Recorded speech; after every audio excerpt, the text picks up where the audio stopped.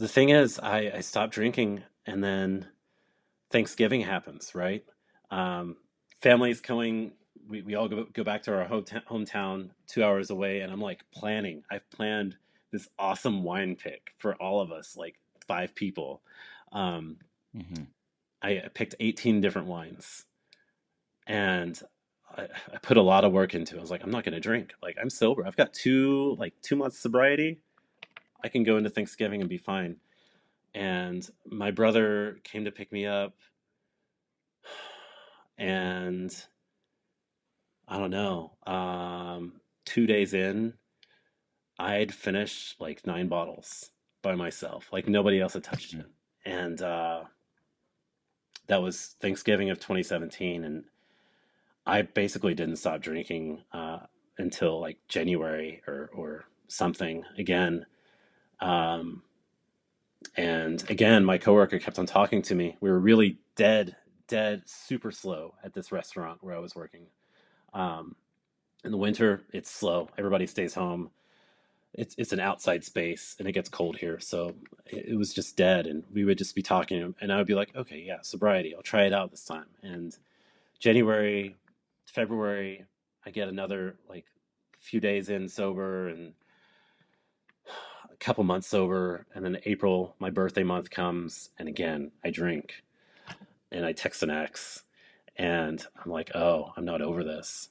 I have so much work to do. I have so much work to do. If I have to stop drinking, I have to get over whatever it is that's keeping me from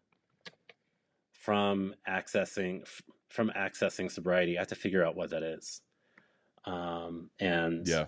I drank really hard for a couple weeks, and I woke up one day in May and realized that I was hallucinating. Um, Realized that these hangovers that I've been having were actually withdrawals, and like the hands shaking, and like my hangovers didn't kick in usually until 9 p.m. Just like just to give you a scale, it was just nutty. Mm.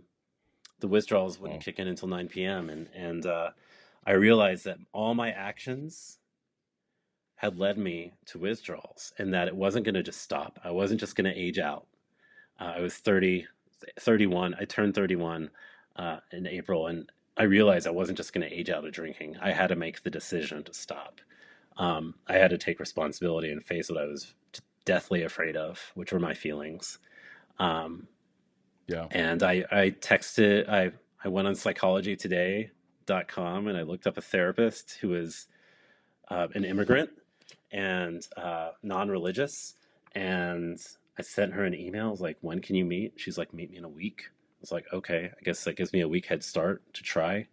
um, I found a general practitioner, a doctor, and somehow was able to get an appointment that week, which is just wild. Like, that doesn't happen.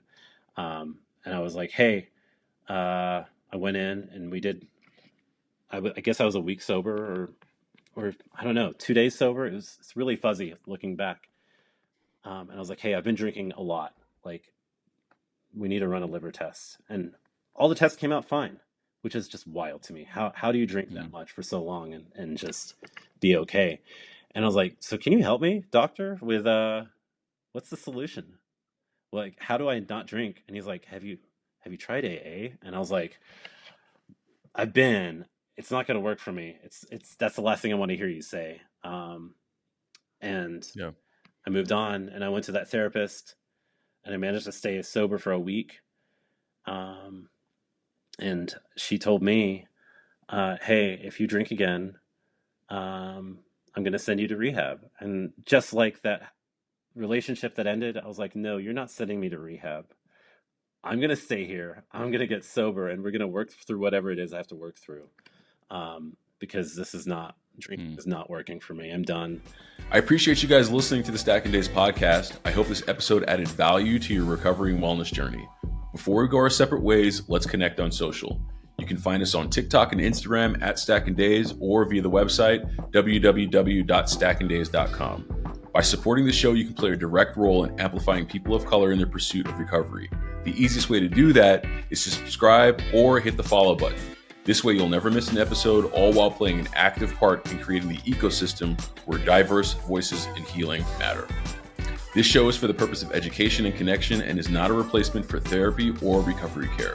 For more information on the resources and support available, take a look at SAMHSA and some other resources shared in the description. Until we meet again, be well, one day at a time.